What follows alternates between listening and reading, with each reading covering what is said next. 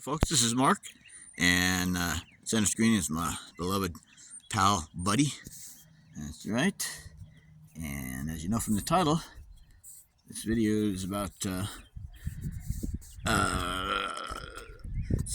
an idea for a possible FPV setup for your helicopter or airplane. But today we're talking about the FPV system that I'm using really successfully and really happily on my helicopter here. Let me back up a little bit here. Now I got my homemade pad there. That's some particle board, old school particle board type of deal, like your dad used to hang his tools on.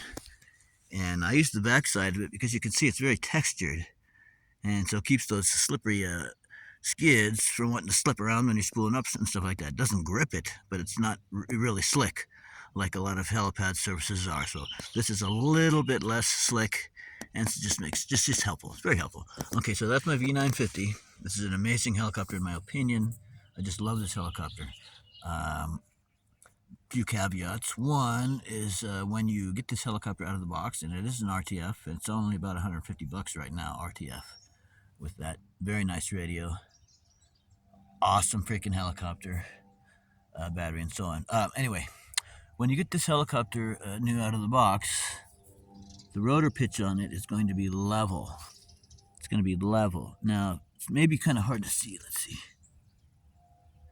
It's difficult to see, but there's a slight bit of up pitch. You can just see it. I've got my main rotor set up, so there's a slight bit of up pitch. Now, it's not a whole lot, and it's not easy to see, but trust me, folks, there's a bit of up pitch there. Now, when you get the helicopter stock, the pitch on this is absolutely level, okay? And as a result, you get a lot of what I call yo-yo effect. You go to give it a throttle, and it goes up, and then you go to decrease a little bit, and it goes down. So whenever you use it's not actually the throttle, but whenever you use the left stick to increase or decrease pitch, to climb or descend, it's really, really touchy. Really, really touchy when the rotor blade, main rotor's at the neutral horizontal setting. And I found that by adding a little up pitch, you're starting off with a little bit of lift. And I found by just doing that, and you do that mechanically, right? Let me get my pointer, which is nothing better than a pen. But right here, you do that, you make that adjustment here. Can we see it? I'm trying to show those tiny, tiny threads. You can see it.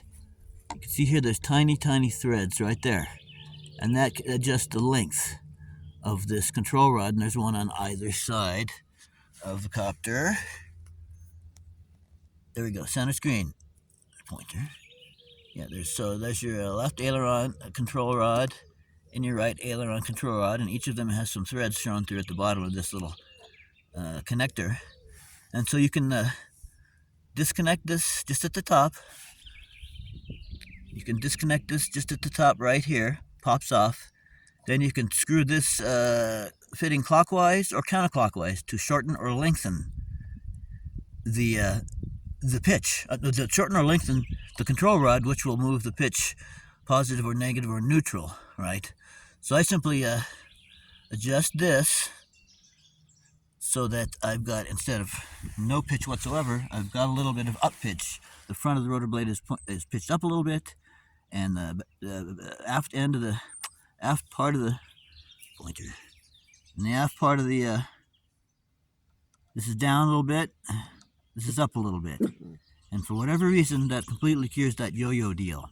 And the other important part of that, to get yourself a smooth rotor pitch response, is, of course, doing your throttle trim, your left stick trim. Make sure that's just right, okay? So if you do those two things, make sure your left stick throttle trim is just right, and then add a little bit of this up pitch, positive pitch to your main rotor. Folks, you don't get the yo-yo effect. And I've had a number of these, and the first one I had was a great to fly, but man, you really had to be messing with the stick all the time. It wanted to overcorrect. The left stick was so sensitive and or sluggish, it wanted to overcorrect. And so when you add that little bit of positive pitch, and then make sure your trim is your aileron trim What am I trying to say? Okay, we were talking about ailerons a minute ago. That's not what I was actually meant to talk about. I meant to talk about the pitch. So back up. Everything I said about adjusting these here. Well, I was correct in saying that this was your left and right aileron adjustment, but we weren't we weren't talking about ailerons. We were talking about how to do the pitch. So here, these. There we go. Center screen. Those are the control rods. Okay, so here, this control rod here, and there's one just like it there. See that? There we go. So these, this one here and the one there, those control your blade pitch. Those control your blade pitch. Dead center screen controls the blade pitch, right? So if you want to move the pitch, what do you want to say? If you want to put down pitch in this, then you shorten the forward one, right? And also, each one of these control arms is for one rotor blade. See, this one control arm, it's kind of hard to see, but this control arm here is specifically for this blade, and that control arm there is for this blade. So first you do the one, on my side, and you shorten or lengthen this here until you get the pitch that you want, which is what I've got, in my opinion, right? And then you do the exact same thing on the other side. And you can count your turns, or I use half turns. So I'll count how many half turns I need to do on this to get my blade pitch the way I want it on this one. Then I'll go to the other side, use the other control rod, and do the same thing.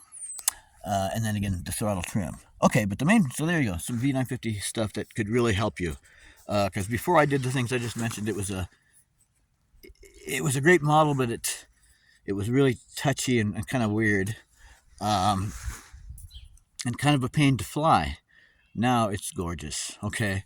And then, of course, I do a hands-off trim, when I get the aircraft and get the pitch put in, everything like that. When I get it all set up, then I do a hands-off trim, so that when I take my hands off all the controls, the helicopter won't have any right aileron or any left aileron going on. The aileron will be neutral. There won't be any forward or aft travel, although I dial in on my left stick trim, I dial in a little bit of forward. So if I am hands off, let's say the helicopter's 100 feet in the air, I can let go of the controls and it will not drift right, it will not drift left, and it will continue on forward slowly. So that if there's a little bit of wind, it can continue forward in a fair little bit of wind. Okay, so that's just some tips on this helicopter, in my opinion, from my experience. Okay, so this is about the FPV systems. Now, I started off with this FPV system here. Now, I use AKK products, and I've been using them for years. Pointer. AKK. I've been using them for years, and I love them. Once in a while, you'll get one that's bad, if you will, and it won't work at all. Or more often, you'll get one that quits working really, really prematurely. But that's maybe 1 out of 5 of these that I purchased. Maybe 1 out of 5, which is kind of a high average, but maybe 1 out of 5 of these will have a problem. The other 4 will be fantastic, and I can return them by way of Amazon and get a replacement. So anyway, I started off with this, which is an AKK video and audio transmitter. Okay, now it's video and audio, meaning it's audio capable. The little circuit board here is audio capable, but it does not have a microphone. Now, the setup I'm going to show you in a minute, with the system that I'm going to show you in a minute, right here. This is the one what I'm using now, which is a 600 milliwatt AKK. This is what I was using previously, which is a 200 milliwatt AKK. Now, so I've got three times more range, from 200 milliwatt to 600 milliwatt. That's great, without really any extra weight. But the main thing is, this one is audio capable, but not unless you attach a separate microphone. All right. Now, that separate microphone is this little itty bitty, here's my pinky finger, super duper itty bitty microphone. All right. And if you look up here real close, this Samsung video camera on my phone is pretty good. So it's made by Rush, and it's a mic, and you can see a pointer. You can see this microphone requires a ground connection here, 5-volt or better connection there, and an audio connection there. So you take your audio lead from your video transmitter and you connect that to the audio connector spot on the bottom. You connect your power to the middle one, and you connect your ground to that one. Should be straightforward. Well, folks, I did it a whole bunch of times, and it wouldn't work. It wouldn't work. Now, am I an expert electronics, technician? No. But I've been soldering and messing with, electronics for a long time. Now, on this, I didn't solder it yet. I simply made contact with all the connectors in the proper spot first to make sure that it was gonna work before I started soldering things. And it was very, very, very firmly with electrical tape. Each lead was connected here as it should be. And then I powered everything up, and it just would not work. The mic would not work. Okay, so I decided to abandon that idea. Okay, so we'll put that over here. So I decided to abandon the 200 milliwatt with audio that required a separate mic. This is easy to lose, so we'll just put this like this, and like that. Okay, so what I did is I went back to what I've been using. This was a new deal. The 200 milliwatt that I got here, I think I was trying to save some money at the time, and I didn't realize that even because it said with audio in the Amazon description, it said that this here included audio, but it didn't say that it included audio only with purchase of a separate microphone. And since I couldn't get the separate microphone to work, I had to scratch that idea. Forget the cost savings on this. We don't care about that now. We want performance. So then I went with what I've been using for years. I got this on my Mall M7, for example. Anyway, this is an AKK 600 milliwatt setup. Now, the important thing here, instead of having to fiddle around with all this stuff here, this older system that I started off with and the latest version of the same, it's all in one. You get everything here that you need except the battery. You don't have to attach a mic or any of that. You get everything you need. Now, this is what you got before in terms of the camera. You can see it's inside of a housing. It's inside of a housing, and there's a metal mount there. Okay. All right, fine. But they've gotten rid of that housing for whatever reason. It makes it lighter, so I'm not exactly bummed about it. Okay, so now look at what we're using now. And then we'll look at it on the helicopter. All right, so here it is. And if you want to know this, if you want to go to Amazon or other places to order this, this is the AKK brand. 2.8 millimeter, 800 TV line, PAL/NT, I forget what that stands for, compatible. So Europe or American compatible. Doesn't say what the milliwatt is, but it's 600 milliwatt FPV transmitter, and this is the model number KC03 FPV set. And again, it's important to note that this particular item here, KC03, it is a complete system ready to go. You don't have to put the mic and other stuff together yourself. So that's a fantastic thing, because you know that everything you've got for this is going to work because it came with it. It's also very simple. All you have to do is connect a power source to your ground and your power leads on this system, install it, and you're good to go. All right, so let's open this up.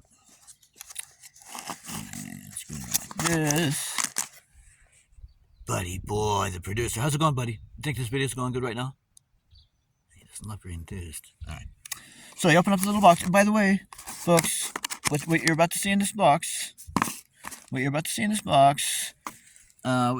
see on the helicopter installed, and what you're going to see if you go to my channel, RC Planes, Copters, and Trucks on YouTube. If you go to that channel, you'll see this FPV system.